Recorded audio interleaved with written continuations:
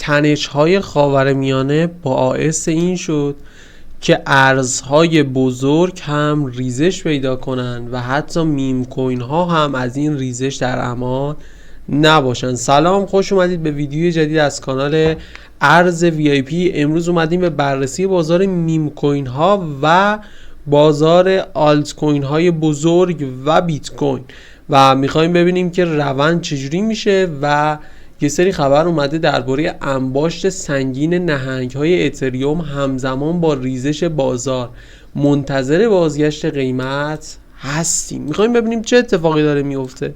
هممون میدونیم چه اتفاقاتی توی منطقه افتاده و یه مقداری با افزایش تنش یه مقداری بازار ریزشی شده و بیت کوین رو تا 63009 حتی تا $60,000 هم دیدیم و به کانال $63,000 وارد شده و اینجا داریم میبینیم دیگه توی روندش بیت کوین تا $63,000 و کانال حتی $62,000 هم رسید با اتفاقات و تنش هایی که توی منطقه اتفاق افتاد و حتی بزرگترین میم کوین ها هم ریزش های سنگینی رو دیدن که میتونیم دوج کوین و شیبا رو ببینیم که روند سنگینی رو داشتن. میخوایم ببینیم حالا چه اتفاقی داره میافته. میگه میم کوین ها هم از ریزش بازار کریپتو در امان نماندن.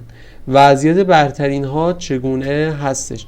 بازار ارزهای دیجیتال طی 2 روز گذشته شاهد ریزش قابل توجهی بوده که در این بین ارزهای بازار میم کوین ها هم روز گذشته 18% سقوط کردند. این کاهش شدید ناشی از احتیاط سرمایه‌گذاران به دلیل عوامل کلان اقتصادی، همچنین لیکوید شدن‌های گسترده در بازار ارزهای دیجیتال نیز موجب خروج سرمایه شده و روند نزولی قیمت را به همراه داشته.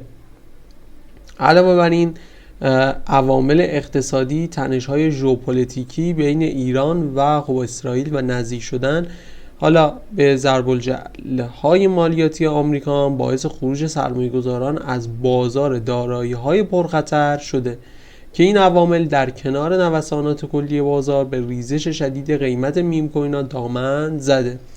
ببینید اصولاً ما توی اقتصاد این بحث هم داریم که زمانی که مردم توی حالا اتفاقات پیرامون احساس خطر کنن، سعی میکنن ببرن سرمایه‌شون رو به سمت میشه گفت سرمایه گذاری های امن که حالا بهشون سرمایه گذاری نمیتونیم بگیم، مثل خرید طلا، تتر، دلار و از این قبایل، به جای اینکه بیان سمت بازارهای پرخطر که حالا دیگه میم کوین ها دیگه خطرناکترین ها هستن. و اینجا هم که داره میگه که دوج کوین هم رهبر میم کوین ها شیبا، پپه و داگ ویف هت به عنوان مهمترین میم کوین های بازار در 24 ساعت گذشته نوسانات زیادی داشتن و به ترتیب شاهد ریزش 7% و اون یکی هم 7%، 6%، 2% بودن، در حالی که بیشتر سودهای گذشته در پی این روند نزولی از بین رفتن. برخی از کاربران همچنین امیدوارن که هاوینگ آتی بیت کوین بتونه روند بازار رو معکوس کنه.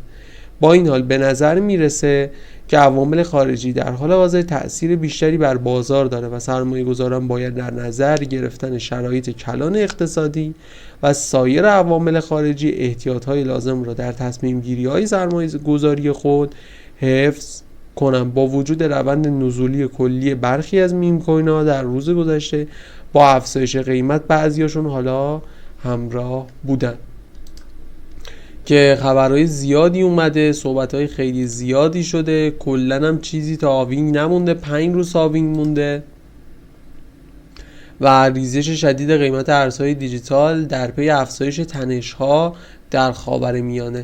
طی 24 ساعت گذشته حدود 4.5% بیت کوین افزایش داشته و به مرز حالا الان دیگه به مرز $63,000 و $62,000 هم رسید.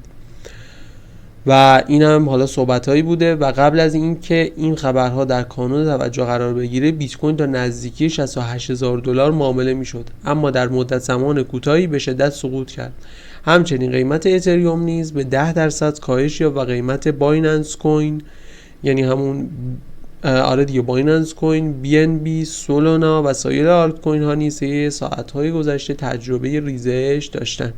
به طور کلی بازار کریپتو پس از 8% سقوط مجموعاً ارزش کل بازار به 2 تریلیون و 330 میلیارد دلار رسید. با توجه به تعطیلی بازارهای مالی سنتی در روزهای شنبه و یکشنبه هنوز مشخص نیست که چه اثری بذاره رو روند بازار و در حال اینکه میشه گفت تشدید شده این تنش ها مقدار زیادی تأثیر گذاشته. حالا یه خبر نسبتاً امیدبخش هم این وسط اومده بود که میگفت انباشت سنگین نهنگ‌های اتریوم همزمان با ریزش بازار منتظر بازگشت قیمت هستیم. میگه روند گذشته با کاهش شدید قیمت اتریوم دومین ارز دیجیتال بزرگ بازار اتفاق جالبی رخ داده. طبق گزارش ها نهنگ‌های اتریوم سرمایه‌گذاران بزرگ این ارز دیجیتال شروع به خریدهای گسترده تر کردند. این حرکت نشان دهنده یک استراتژی برای استفاده از نوسانات بازار و پتانسیل کسب سود توی بلند مدت هست. اصلاح نهنگ ها برای اشاره به افراد یا سازمان هایی به کار می رود که میگه دارایی های زیادی دارن. یعنی اصطلاحی که ما روی نهنگ میذاریم یعنی سازمان ها و حالا یه سری آشنا نیستن با این کلمه، یه سری از میشه گفت نهادهای بزرگ که سرمایه های کلان وارد میکنن رو ما بهشون میگیم نهنگ ها. خریدهای گسترده این نهنگ ها در روزهای پیش از افت قیمت آغاز شد و پس از هر افت شدید مقداری اتریوم از صرافی‌های بزرگ مانند بایننس و همچنین صرافی‌های میشه گفت غیر متمرکز هم حالا برداشت شده. در حال حاضر دارایی‌های این نهنگ شامل 85,000 واحد اتریوم و ارزش 278 میلیون دلار به همراه 136 میلیون دلار استیبل کوین تتر و یو اس سی کوین در پلتفرم آبه هست. به نظر میرسی که اقدام نهنگ ها با یک روند کلی‌تر همسوه.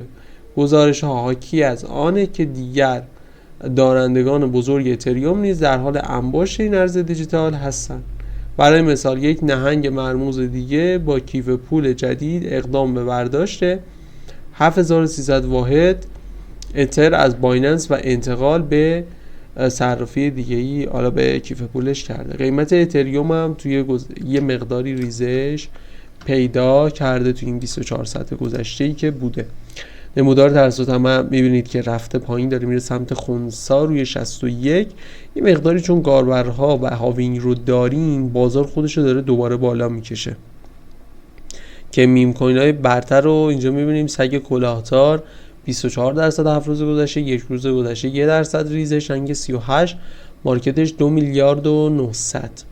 مارکت کپ کلی بازارم روی عدد 2 میلیارد و 300 هستش و پایینتر هم میبینیم که پپه روی 28% ریزش هستش، مارکتش به 2 میلیارد و 200 رسیده.